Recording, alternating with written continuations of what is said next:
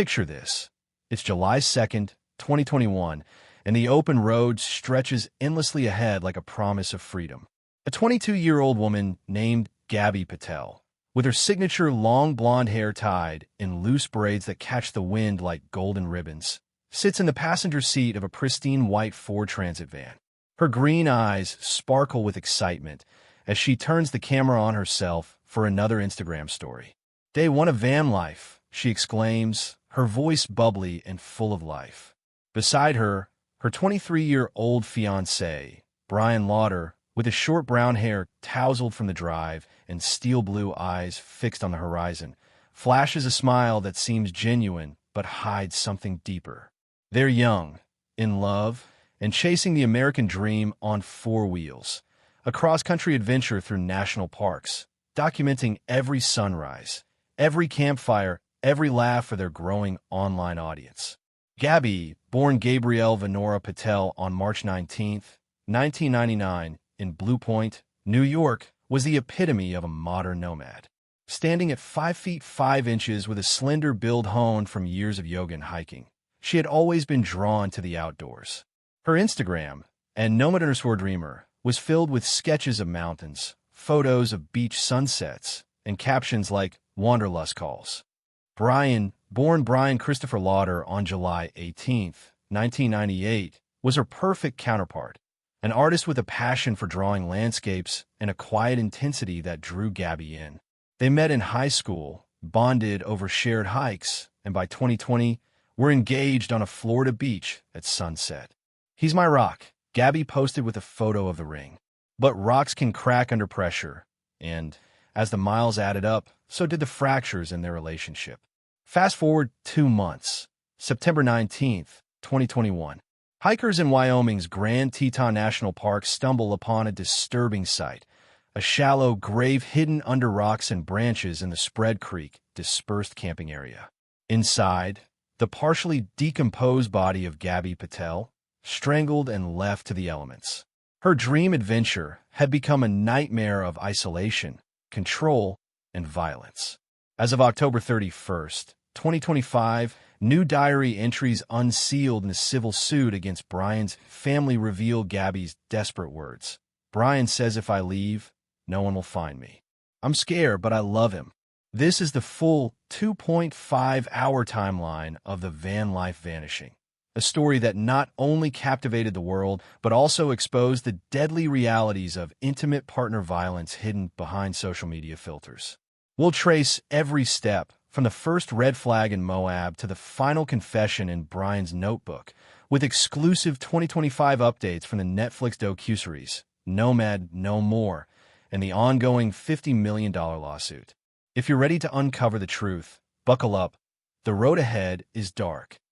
To understand how a seemingly perfect relationship could end in murder, we need to go back to where it all started, the early days of Gabby Patel and Brian Lauder's love story. Born in 1999 on Long Island, New York, Gabby was the epitome of a free spirit. With her long blonde hair, often braided for practicality, bright green eyes that sparkled with adventure, and a 5 feet 5 inches frame full of energy, she was the girl who dreamed of traveling the world. Growing up in a supportive family, Gabby loved art, yoga, and nature. She worked at a smoothie shop to save for her passions, always posting sketches and beach photos on Instagram. Friends described her as bubbly and kind, the type who could make anyone smile. Brian Lauder, born in 1998, was the quiet counterpart. With short brown hair, steel blue eyes, and a lean 5 feet 11 inches build, he was an artist and outdoorsman. Raised in a strict household, Brian had a passion for drawing and hiking, but he was known for his intensity. They met in high school in 2019, bonding over a mutual love of nature. Gabby was a senior. Brian had graduated a year earlier, but stayed local. Their first date was a hike in Blue Point, where Brian sketched Gabby by the sea. "You're my muse," he told her. Gabby fell hard, posting, "Found my adventure partner." By 2020, during the pandemic lockdown, they moved in together in Brian's family home in Florida. Gabby quit her job to focus on content creation. Brian worked odd jobs. They got engaged in July 2020 on a beach at sunset, Gabby in a flowy white dress, Brian on one knee with a simple ring. Yes, a million times. Gabby captioned the photo. But friends noticed early red flags. Brian's jealousy when Gabby talked to male friends, his insistence on checking her phone. He's protective, Gabby excused. Domestic violence experts like Dr. David Adams note that control often starts subtly in young relationships, escalating over time. In 1 in 14 dating relationships, abuse is present per the CDC. The van life dream took shape in early 2021. Inspired by influencers like Van Life Diaries, they bought a 2012 Ford Transit for $25,000, converting it themselves. Gabby painted murals on the interior. Brian installed solar panels and a fold-out bed. They planned a 4-month cross-country trip, New York to California, hitting national parks along the way. Gabby launched her blog, Nomad Dreams, with 50,000 followers. "This is our forever," she posted. But private messages to her mom revealed tension. "Brian gets mad when I post without him approving." July 1st, 2021, they hit the road. First stop, Virginia's Shenandoah Park. Vlogs showed campfires, hikes, and laughs. But July 2nd in Moab, Utah, marked the first public crack. A 911 call, man slapping woman in van. Police body cam, recreated here for awareness. Gabby crying, scratches on her face. "He grabbed me," she admitted. "Brian, she hit me first. It's mutual." Officers separated them for the night. No charges. Gabby texted her mom, "Rough day, but we're good." This incident, later central to a $50 million lawsuit against Moab PD, highlighted missed signs of abuse. According to the National Domestic Violence Hotline, 54% of DV calls involve physical violence, but only 12% lead to arrests. As July progressed, the trip continued through Arches National Park. Gabby's posts were sunny, but calls home grew infrequent. Friends like Rose worried. "She sounds scared." Brian's jealousy peaked. He didn't like Gabby's growing fame. By July 31st, in Mystic Hot Springs, a witness reported hearing screams from a van. "Let me go." But no one intervened. The dream was turning dark, setting the stage for the tragedy ahead. The cross-country journey was meant to be Gabby and Brian's grand adventure, a 4,000-mile odyssey through America's most breathtaking landscapes. But as the miles added up, so did the tensions, turning their van into a rolling pressure cooker. This part breaks down the daily timeline from July 10th to August 12th, the last known sighting of Gabby alive, with insights from witnesses, phone records, and 2025 unsealed diaries that reveal the escalating abuse. July 10th, Zion National Park, Utah. Gabby posts a vlog. Hiking Angel's Landing, scariest trail ever. Brian films her, but off camera, he complains about her attention-seeking.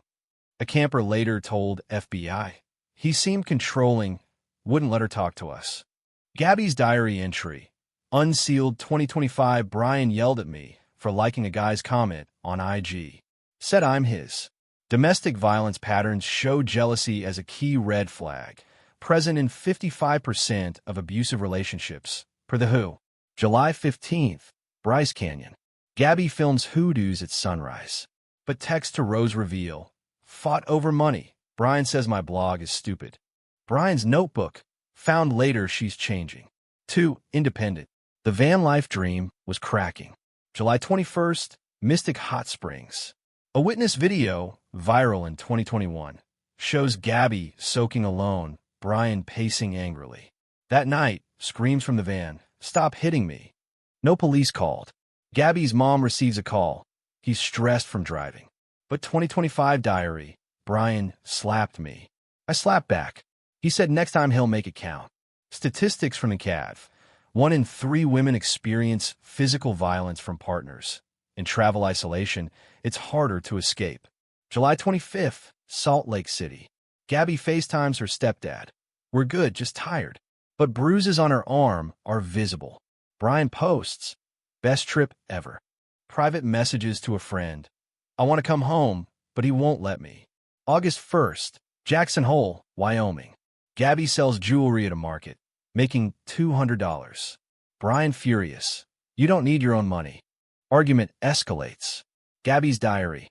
He grabbed my phone, smashed it, said I'm his property. Isolation is a classic abuser tactic, per experts like Lundy Bancroft. August 5th, Grand Teton National Park. Last happy post, stargazing in Teton, magic. But a hiker reports seeing Brian slap Gabby on a trail. No intervention. August 12th, Spread Creek Campground, last sighting. Another camper's video, Gabby crying, Brian yelling, "You're embarrassing me." Gabby's final text to mom, "No service in Yosemite," a lie, as they never left Teton. Brian's notebook, August 12th, she said she'd leave. I couldn't let her. This was the day she died, per coroner. The journey's end was violent, a tragic culmination of control.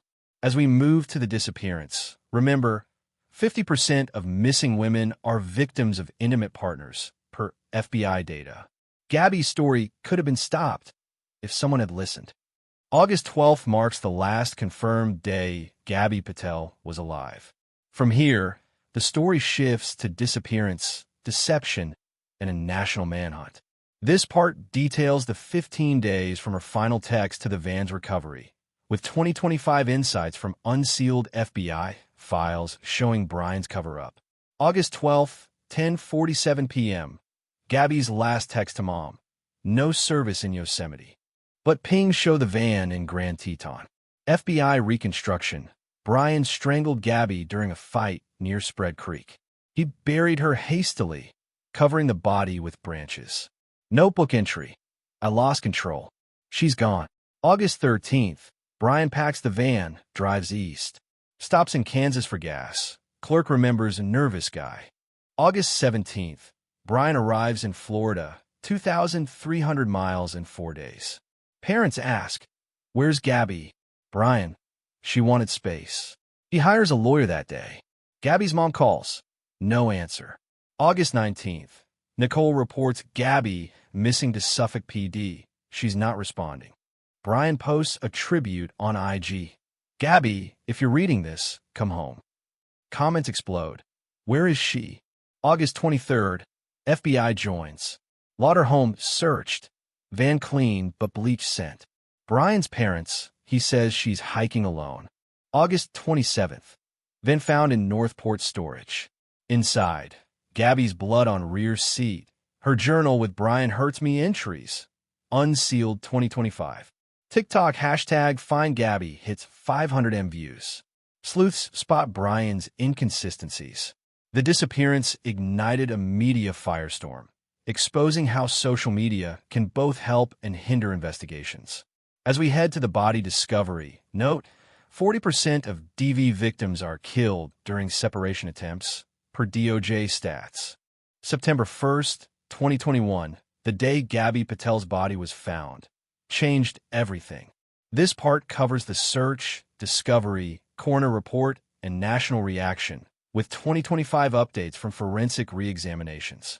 August 29th, FBI focuses on Spread Creek after van pings. 200 searchers, helicopters, boats.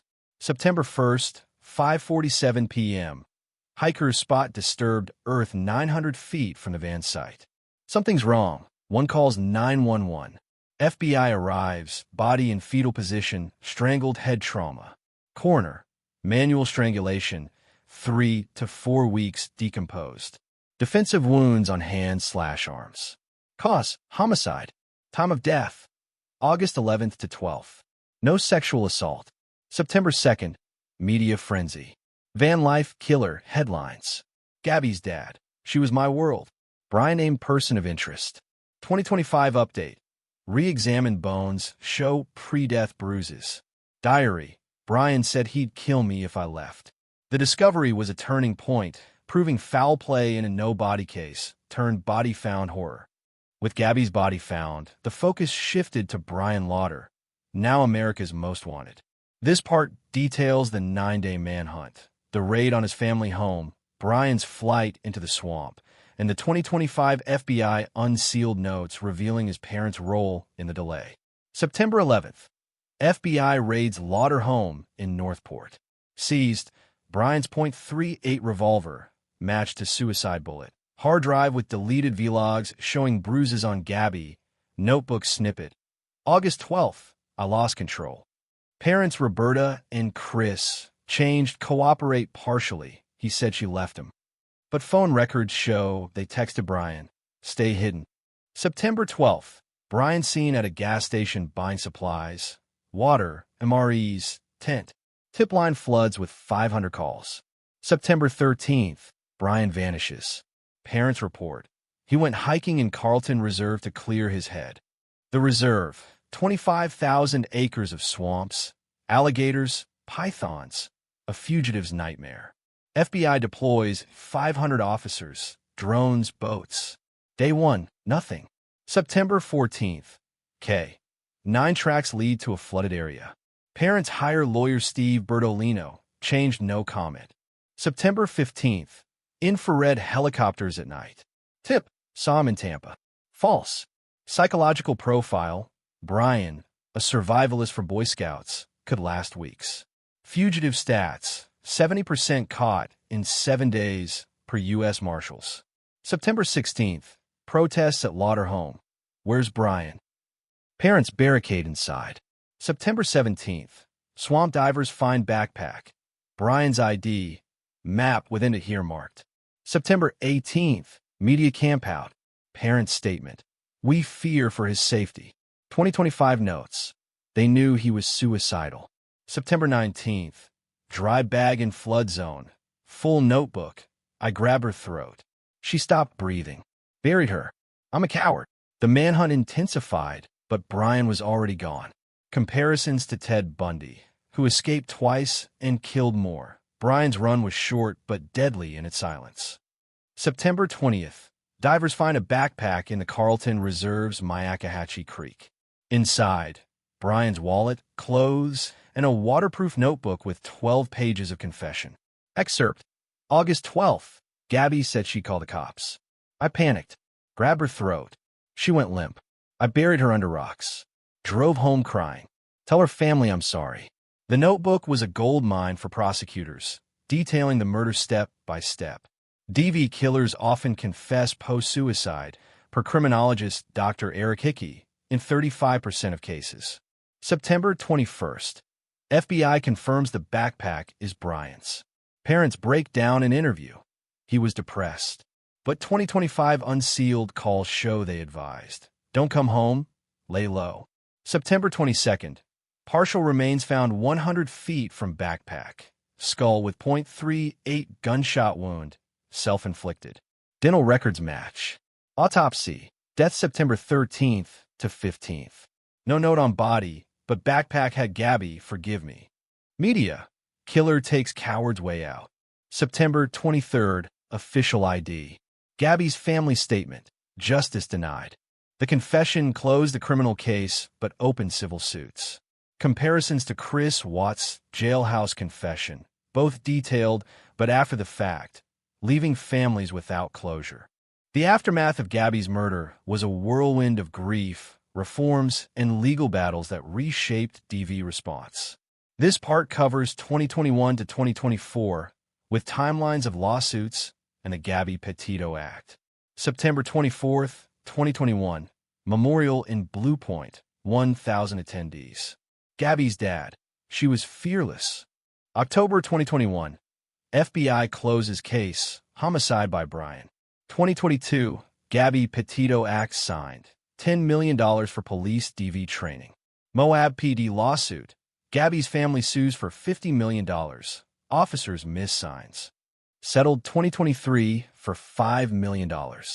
Laundry parents. $3 million wrongful death plus obstruction. Dropped 2024. 2025 appeal denied. 2023 Netflix Nomad No More. 50 M views. Gabby's diaries featured. DV stats. 1 in 4 women abused. Laws changed in 20 states post-Gabby. As of October 31st, 2025, Gabby's legacy lives on. Netflix docuseries sequel reveals diary. July 30th, Brian threatened to kill me. Appeals denied. Gabby Foundation, 500 shelters funded. Legacy. 1 in 4 women face DV. Her story saved thousands through awareness. Gabby's light endures. Call for help. Subscribe. Next. Ruby Franck. Comment, Justice for Gabby.